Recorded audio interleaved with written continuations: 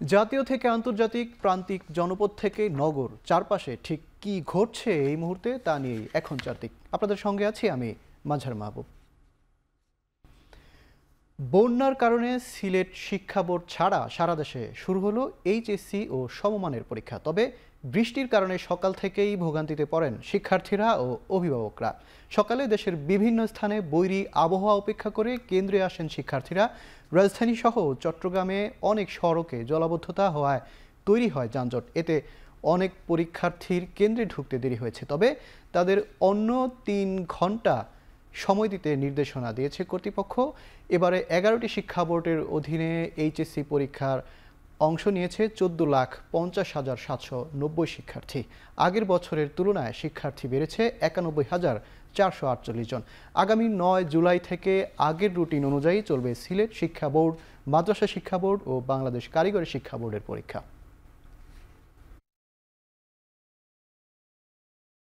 জ্যামের জন্য আমি আটকা ছিলাম।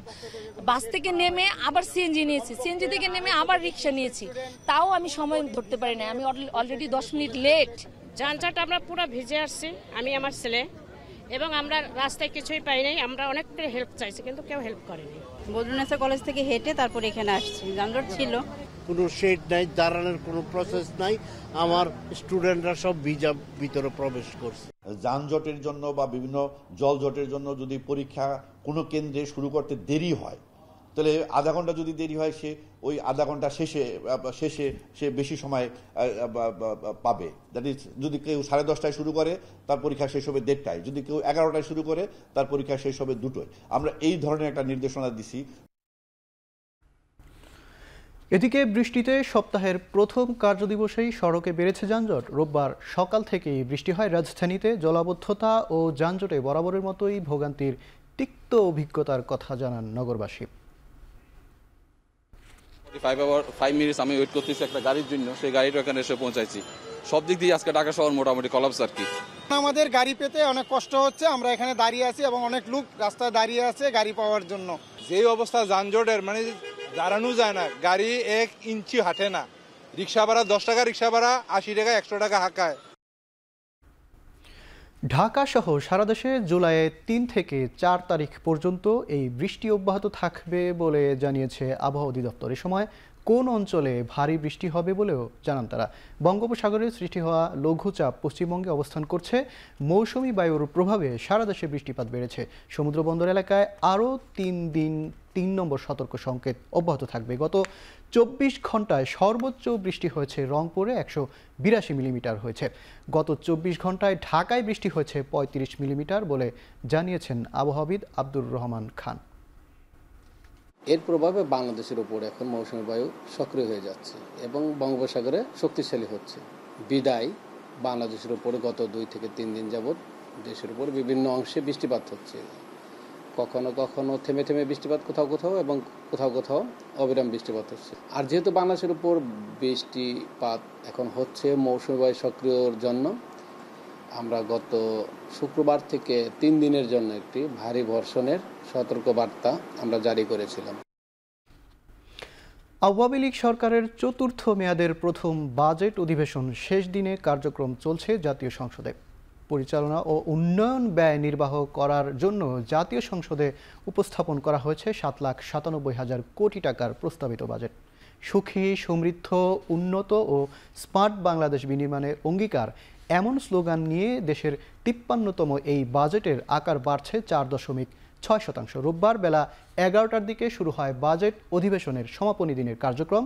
সংসদে দাবি উত্থাপন ও ছাঁটাই প্রস্তাবের আলোচনা শেষে পাশ করা হবে 2024-25 অর্থ বছরের প্রস্তাবিত বাজেট। গত 6 জুন দ্বাদশ জাতীয় সংসদের 3য় অধিবেশনে প্রস্তাবিত এই বাজেট উপস্থাপন করেন অর্থমন্ত্রী আবুল হাসান মাহমুদ আলী। এবারের বাজেটে ঘাটতি ধরা হয়েছে 2,56,000 কোটি টাকা। ঘাটতি মেটাতে ব্যাংক থেকে 1,37,500 কোটি টাকা নেয়ার পরিকল্পনা সরকারের। আগামী অর্থ বছরের নতুন বাজেটে মূল্যস্ফীতি 6.5% নামিয়ে আনার লক্ষ্য নির্ধারণ করেছে সরকার।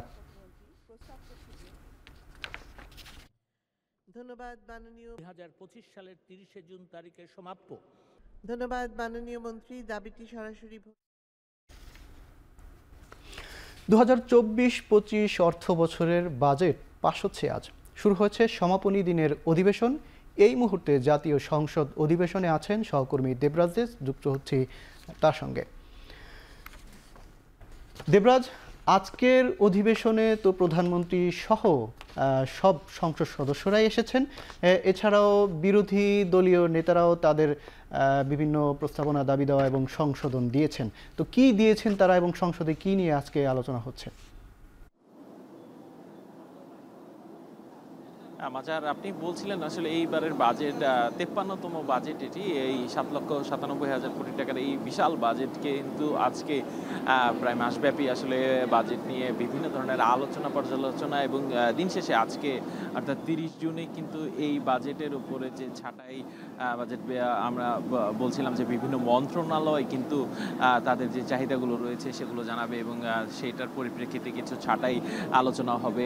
তার পরিপ্রেক্ষিতেই আজকের যে বাজেট অধিবেশন, শেষ সমাপনী বাজেট অধিবেশন, তার মাধ্যমে কিন্তু 2024-25 অর্থ বছরের যে বাজেট সেটি পাশ হবে।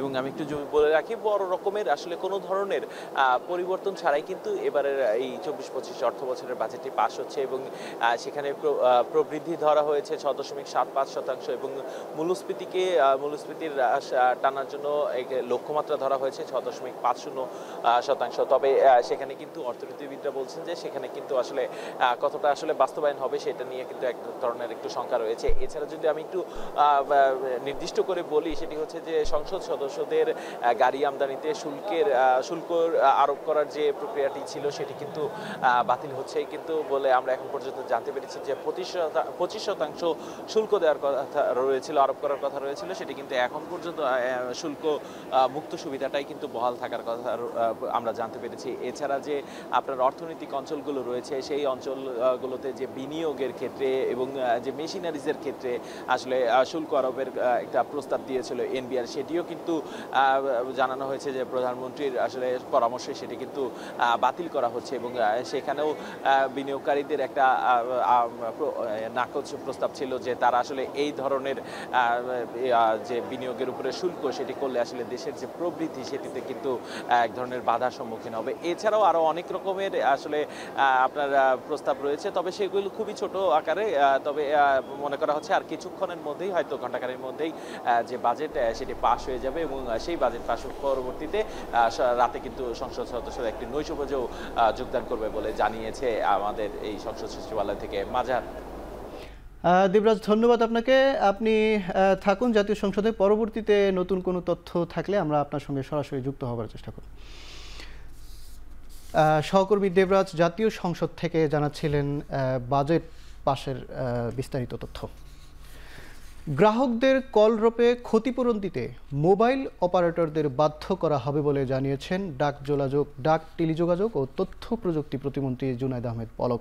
সকালে রাজধানীর আগারগাঁওয়ে বিটিআরসি ভবনে মোবাইল অপারেটরদের গ্রাহক সেবার মান, কল ড্রপ সহ বিভিন্ন বিষয়ে আয়োজিত অনুষ্ঠানে তিনি একথা বলেন।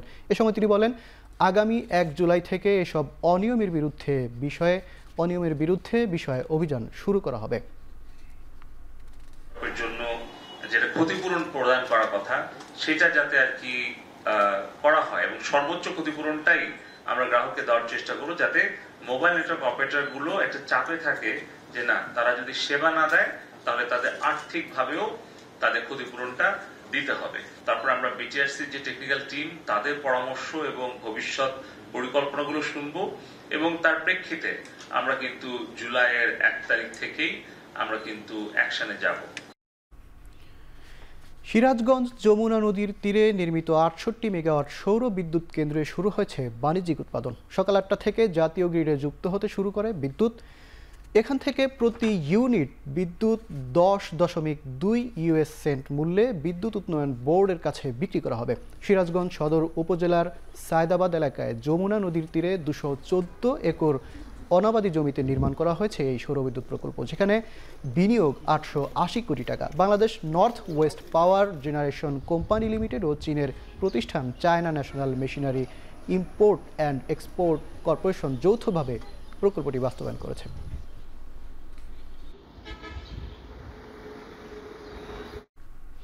গ্যাস সংকটে চাঁদপুরের ১৫০ মেগাওয়াট কম্বাইন্ড সাইকেল বিদ্যুৎ কেন্দ্রের উৎপাদন নেমেছে অর্ধেকে। লোডশেডিংয়ে কষ্ট পাচ্ছে মানুষ।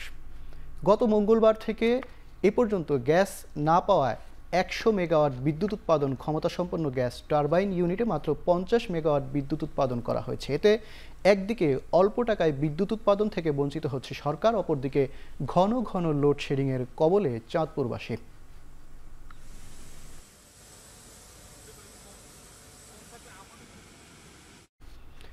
ঈদের পর থেকেই বন্যা পরিস্থিতির কারণে সিলেটে চড়া দামে বিক্রি হচ্ছে সবজি ও মাছ।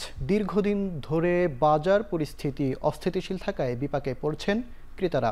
গেল ১৫ দিনের বেশি সময় ধরে কেজিতে ৩০ থেকে ৫০ টাকা বেড়ে বিক্রি হচ্ছে প্রায় সব সবজি। এদিকে ২ দফা বন্যার পানিতে ভেসে পুকুর ও খামারের মাছ ভেসে যাওয়ায় প্রভাব পড়ছে বাজারে, তাই কমেছে মাছের সরবরাহ। এতে পাইকারিতে কেজিতে ৫০ থেকে ৬০ টাকা বেড়েছে মাছের দাম। এদিকে বরগুনার বাজারে ইলিশের সরবরাহ কম থাকলেও কমেছে ইলিশের দাম।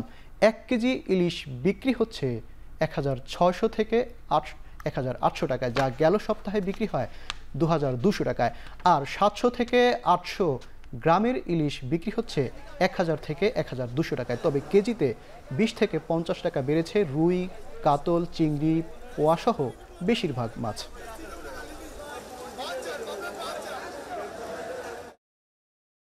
আগের তুলনায় মাছের সরবরাহ এবার বর্তমানে কম।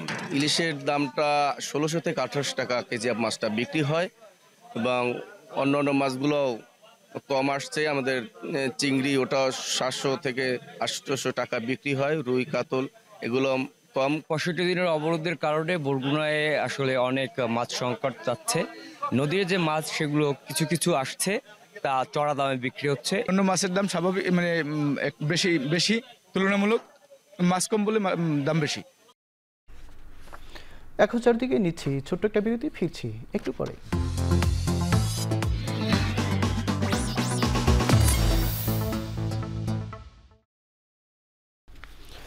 বিরতির পর আবারও ফিরে এলাম। আপনারা দেখছেন এখন চারদিক। ক্যারিবীয় অঞ্চলের গ্রীষ্মমণ্ডলীয় ঝড় বেরিল শক্তিশালী হয়ে ৩ নম্বর ক্যাটাগরির হ্যারিকেনে রূপ নিয়েছে। এটি দ্রুত আরও তীব্র আকার ধারণ করতে পারে। ইউএস ন্যাশনাল হ্যারিকেন সেন্টার জানায়, স্থানীয় সময়ের রবিবার গভীর রাতে হ্যারিকেনটি উইন্ডওয়ার্ড দ্বীপপুঞ্জের ওপর দিয়ে বয়ে যাবে। 2 দিনে এই অঞ্চলে প্রায় 150 মিলিমিটার বৃষ্টিপাত হতে পারে। এ সময় বাতাসের গতিবেগ থাকবে ঘন্টায় 75 মাইল। সমুদ্রের পানির উচ্চতা 5 থেকে 7 ফুট বেড়ে হ্যারিকেন বেরিল ক্রমেই ধ্বংসাত্মক ও প্রাণঘাতী হয়ে উঠছে। উপকূলীয় এলাকায় সতর্কতা জারি করেছে দেশটির আবহাওয়া অফিস। দোনেৎস্ক অঞ্চলের ইউক্রেনীয় একটি বসতি দখল করার দাবি করেছে রাশিয়া। এছাড়া ভিলোনিয়ানস্ক শহরে রাশিয়ার ক্ষেপণাস্ত্র হামলায় প্রাণ গেছে 2 শিশুসহ 7 জনের, আহত আরও প্রায় 31 জন। এদিকে ইউক্রেন বলছে, গত 24 ঘন্টায় 90টি সম্মুখ যুদ্ধে অংশ নিয়ে পুকরভস্ক ও খারকিভ অঞ্চলে রুশ বাহিনীর আক্রমণ প্রতিহত করেছে। রুশ প্রতিরক্ষামন্ত্রী জানান, ইউক্রেনের বেশিরভাগ হামলা প্রতিরোধ করে দোনেৎস্ক, ঝাপোরিঝিয়া ও খেরসন অঞ্চলের দিকে অগ্রসর হচ্ছে তারা। ইউক্রেনীয় বিমান বাহিনীর মিগ-29 যুদ্ধ বিমানকে গুলি করে ভূপাতিত করার দাবি করেছে রাশিয়া। এদিকে ভিলোনিয়ানস্ক শহরে রাশিয়ার 2টি ক্ষেপণাস্ত্র হামলায় হতাহতের পাশাপাশি বিভিন্ন অবকাঠামো, স্থাপনা ও আবাসিক ভবন ক্ষতিগ্রস্ত হয়েছে।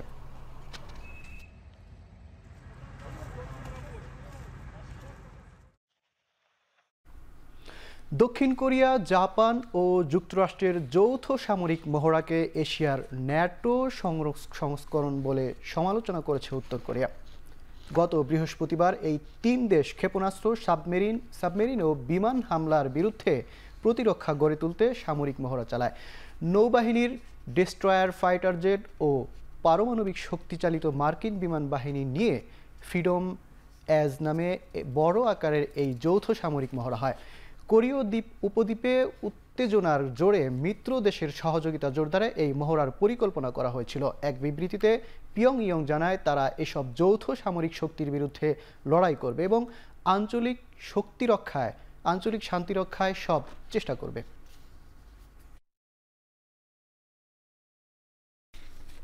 শেষ করছি এখন চারদিক। এখন টেলিভিশন ওয়েবসাইটে দেখতে ভিজিট করুন www.ekhon.tv, ফেসবুকে ভিজিট করুন facebook.com/tv.ekhon, ইউটিউবে সার্চ করুন youtube.com/c/ekhon tv।